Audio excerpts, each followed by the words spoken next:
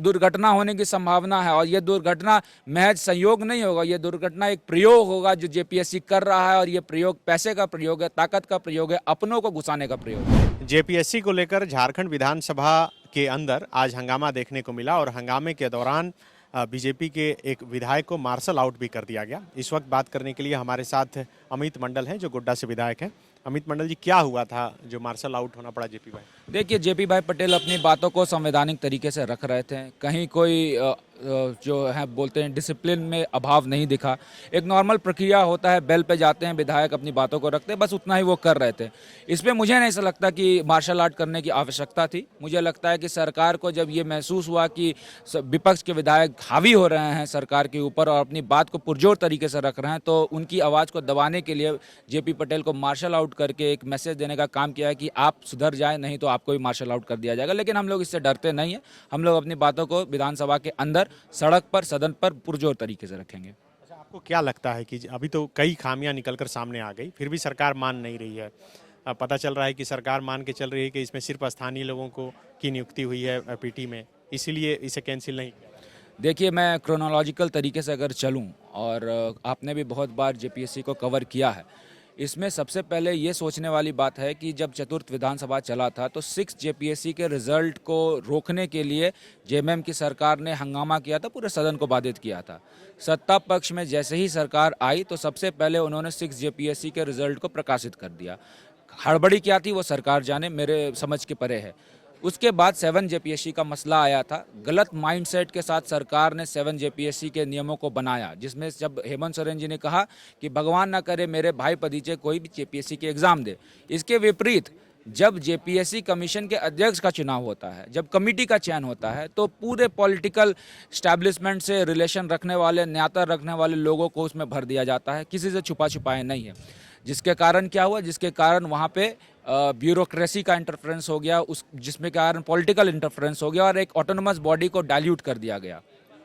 परिणाम क्या निकला, जब जेपीएससी का एग्ज़ाम हुआ, सबसे पहला जो दिक्कत समझ में आया वो था कि खराब क्वेश्चन पेपर बना गया, क्वेश्चन को गलत तरीके से किया गया, जिसके लेकर स्टूडेंट्स ने विरोध किया। उसके बाद क्या हुआ, सीरियल वाइज आपने पूरे रिजल्ट्स को प्रकाशित कर दिया गया। एक ही सेंटर में मुझे लगता है 49 अभ्यर्थियों को एक साथ पास कर दिया गया। ये इतिहास में, किसी भी कमीशन के इतिहास में जो एग्ज़ाम कंडक्ट कराती है के इतिहास में, ये एक विचित्र और एक अपने में यूनिक इंसिडेंट था जो कहीं नहीं हुआ था। उसके बाद आपने क्या किया, आपने ये कह दिया कि ये महज एक संयोग है, ये कुछ है नहीं, उससे ज़्यादा संयोग है।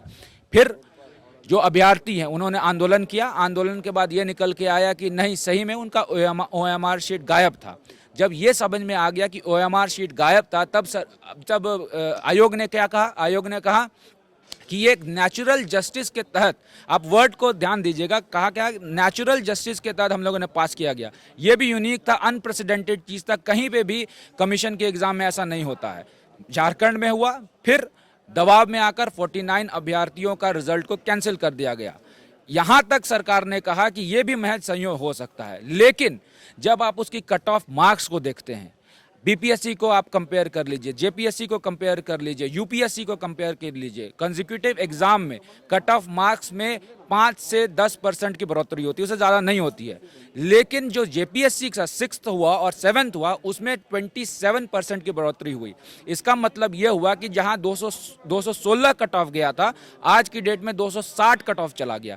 इसका मतलब ये हुआ कि एग्जाम को रिग्ड किया गया था। वैसे लोग अंदर घुसाए गए थे जिन्होंने हाई स्कोर किया है। वैसे लोग हाई स्कोर तभी करते हैं जब या तो उसके पास क्वेश्चन पेपर होता है या बिना ओएमआर भरे हुए उन्होंने पास घोषित कर दिया होता है। ये सबसे बड़ा अपने में एक पॉइंट है जिसका विषय को जांच करना बहुत ही आवश्यक है। उसके बाद ओएमआर की टेक्निकलिटी में जाइएगा तो आपको ये पता चलेगा कि मान लीजिए कि 2 पेपर का एग्जाम होता है, पेपर 1, पेपर 2, जो सीरीज आता है ओएमआर शीट का वो आइडेंटिकल होना चाहिए, या तो ए सीरीज का होगा या बी सीरीज का, दोनों पेपर होगा। लेकिन कई एक जगह पर जो 2 पेपर आया उसमें कोई ए सीरीज का आ गया, कोई डी सीरीज का आ गया, कोई ए सीरीज का आ गया, कोई सी सीरीज का आ गया। इससे क्या हुआ कि ओएमआर शीट को जब मशीन के थ्रू स्कैन किया जाता है तो वो ऑटोमेटिकली स्कैन नहीं हो पाएगा। अब इसको मैनुअल स्कैन करना ही एक जरिया हो गया। जहां मैनुअल स्कैनिंग की बात आ गई वहां डिस्क्रिपेंसीज आ गई, वहां पे ह्यूमन इंटरफेरेंस हो गया, वहां पे गलती होने का संभावना हो गया। और इसके कारण आप देखिए कि कई एक जगह पर कई एक जगह पर जो जो अभ्यर्थी हैं उनको पास घोषित कर दिया गया जबकि वो फेल थे। ये टिप ऑफ द आइसबर्ग है, ये एक महज छोटा सा संयोग है। इसके नीचे का अगर आप मार्क देखेंगे कि कुछ जगह पे हम लोगों ने इसको पिक किया है, लेकिन आप समझिए कि जेपीएससी में लाखों लाख अभ्यर्थियों ने फॉर्म भरा था, एग्जाम दिया था। अगर सबके रिजल्ट्स को हम लोग स्कैन करेंगे तो ये छोटा सा महज 30-40 का आंकड़ा बहुत बड़ा हो जाएगा। उसके बाद दूसरी सबसे अहम बात यह है जेपीएससी में कि जेपीएससी में अगर आप इसको पॉलिटिकल पार्टी के साथ जोड़ देते हैं, जब पॉलिटिकल पार्टी के लोग आ जाते हैं तो क्वेश्चन सवाल उठता है। कई एक ऐसे जो मेरी नॉलेज में हैं, जो कि नेताओं के रिलेशन में हैं, जो कि पीएस के रिलेशन में हैं, जो कि जो हेमंत सोरेन जी के आसपास के लोग हैं, उन्होंने जेपीएससी का एग्ज़ाम दिया है। अब हम लोग क्या करेंगे, इस बार दिया है, और अब हम लोग क्या करेंगे, वैसे सभी विद्यार्थियों को स्कैन करेंगे और देखेंगे उनका रिजल्ट क्या हुआ, पास हुए हैं या फेल हुए हैं। जो पास का मेजॉरिटी ज़्यादा आएगा तो निश्चित तौर पर ये गोरखधंधा एक आ जाएगा। तो कई एंगल से जेपीएससी को देखना है, इसीलिए हम लोग मांग कर रहे हैं कि जेपीएससी की सीबीआई जांच हो।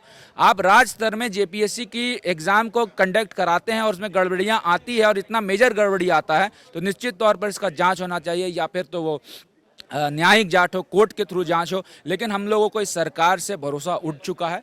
मेरा ये कहना है कि अगर ऐसी खामियां हुई है जिसको लेकर आप लोग एरोगेंट थे, सबसे पहले ये लोग एरोगेंट थे, इनका बॉडी लैंग्वेज बहुत खराब था। अभ्यर्थी जब मिलने जा रहे थे तो उनको ये कह के भगा दिया जाता था कि नहीं ये संयोग है, ऐसा नहीं हो सकता है, संभव है कि एक ही जगह सीरियल वाइज में आ सकते हैं मार्क्स।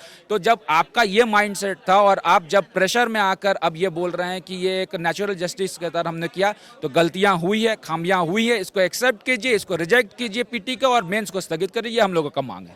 जब आप लोग विधानसभा के अंदर सवाल उठा रहे थे और जब जेपी भाई पटेल को मार्शल आउट किया गया, उस समय क्या सरकार की तरफ से कोई बात या देखिए मैं आपको ये बताऊं कि सरकार को हम लोगों ने ध्यान आकर्षण डाला है, ध्यान आकर्षण को रिजेक्ट कर दिया गया है। सरकार को कार्य स्थगन कर डाला है, कार्य स्थगन को रिजेक्ट कर दिया गया है। जब ध्यान आकर्षण को रिजेक्ट कर दिया जाएगा, कार्य स्थगन को रिजेक्ट कर दिया जाएगा, तो विधायक होने के नाते अपनी बात को तो हम लोग सदन के अंदर रखेंगे। जब सदन के अंदर अपनी बात को हम लोग रखते हैं तो ये कह दिया जाता है कि अभी नहीं बाद में रखिएगा, लेकिन ये बात कब आता है किसी को नहीं पता है। इसलिए हम लोगों ने वेल पे जाकर आज प्रोटेस्ट किया। प्रोटेस्ट में ये देखा गया कि हम लोग उग्र तरीके से, उग्र तो नहीं कहेंगे लेकिन हम लोग संवैधानिक तरीके से अपनी बात को पुरजोर तरीके से वहाँ पे रखने का काम किया। सरकार ने एक भी स्टेटमेंट इस फेवर में नहीं दिया कि आगे की उन लोगों की विजन क्या है, क्या सोच है जेपीएससी को लेकर। तब जेपी पटेल जो कि बेल पे थे, उनको बिना कोई कारण के मार्शल आउट कर दिया गया। तो ये दर्शाता है कि ये सरकार सुनने को तैयार नहीं है आपकी बात, और आपकी बात जब सदन के अंदर नहीं सुनी जाएगी तो फिर कहाँ सुनी जाएगी, ये मेरे सोच के परे है। छात्र सड़क पर आंदोलन कर रहे हैं, लग रहा है कि फिर उनके साथ आप लोगों को उतरने की मैं निश्चित तौर पर जो छात्र सड़क पर आंदोलन कर रहे हैं उनको आश्वस्त करता हूं कि पहले भी मैंने उनके साथ बैठकर उनकी बातों को सुना है, और जितना भी बात मैंने आपके माध्यम से जनता को बताया है वो कहीं ना कहीं वहां से इनपुट आया है कि ये गड़बड़ी हुई है, उसी के आधार पर मैंने किया है। मेरे पास सारे आंकड़े हैं कि कौन सा रोल नंबर किस कैटेगरी में आता है, कितना उसका कट ऑफ गया था, कितना उन्होंने स्कोर किया, क्यों उसका सिलेक्शन हुआ, ये सारे आंकड़े हमारे पास है। हम लोगों को पता है कि जेपीएससी में गड़बड़ी हुई है, इनएविटेबल बात है, उसमें छुपा छुपाए कोई बात अब रहा नहीं। लेकिन ये सरकार नहीं चाहती है जेपीएससी को रद्द करे। ये सरकार इसलिए नहीं चाहती है जेपीएससी को रद्द करे क्योंकि उसके अपने जेपीएससी का एग्जाम दे रहे हैं, और जब ऐसा होगा तो निश्चित तौर पर ये परिणाम मिलेगा जो आज देखने को मिला। 6th जेपीएससी को लेकर भी सवाल उठाते रहे थे। क्या लगता है कि 6th जेपीएससी की तुलना में ये 7 से 10 तक की जो परीक्षा हो रही है, इसके पीटी में ही उससे अधिक धांधली हो? देखिए मैं आपको एक बात बताऊं, 6 जेपीएससी में हम लोगों का एक एग्ज़ाम कंडक्ट हुआ था, हम लोगों ने 352 वैकेंसीज निकाली थी। 7 से 10th में 250 वैकेंसीज निकली है। ये दिखने में तो बहुत बड़ा लग रहा है कि 7 से 10th हम लोग कर दिए, लेकिन जब वैकेंसी की बात आती है 252 मात्र ही है। 6 जेपीएससी का जो मसला था, कोर्ट ने अपना स्टैंड दिया है कि कुछ सब्जेक्ट्स में जो बीडीओ सीओ पास कर गए वो उन्होंने फेल किया था वो सब्जेक्ट्स में, पर्टिकुलर सब्जेक्ट्स में, वैसा ही रिपीटेशन 7th में भी होगा। ये तो दूर का बात है, वहाँ तक आने से पहले ही इनिशियल स्टेज में ही जब पीटी की बात आई वहाँ पे ही धांधली हो गई, जो ये दर्शा रहा है कि अभी लंबा दूरी पार करना है।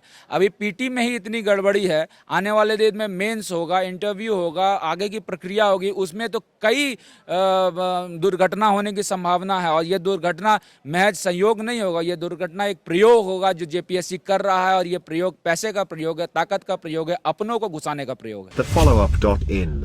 Like, share, and subscribe. www.thefollowup.in